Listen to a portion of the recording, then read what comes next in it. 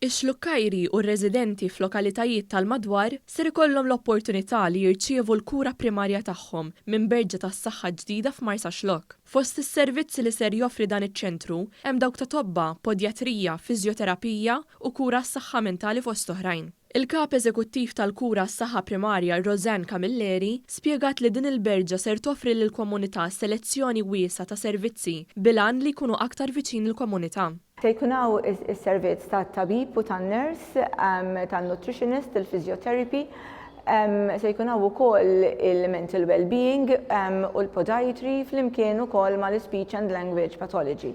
Dawn huma l-ewwel 7 servizzi li se nibdew bihom il-qudiem ukoll ikun hemm ħsieb ukoll li anke nżidu ma' dawn is-servizzi. Id-Deputat Prim Ministru u Ministru għas-Saħħa Chris Fearn esprima s-sodisfazzjon tiegħu għas-sejba ta' sit ideali wara 3 snin ta' tfittxija għal art li minnha tkun tista' tingħata kura lin-nies. U saħaq li sa tmiem din is-sena il-berġa se tkun qed tagħti servizz fejn in-nies se jibbenefikaw minn numru ta' servizzi f'ambjent xieraq. Hawnhekk ġewwa Marsa Xlokk ħajkollna berġa moderna, berġa ġdida, berġa li ħatilqa' fiha numru kbir ta' servizzi.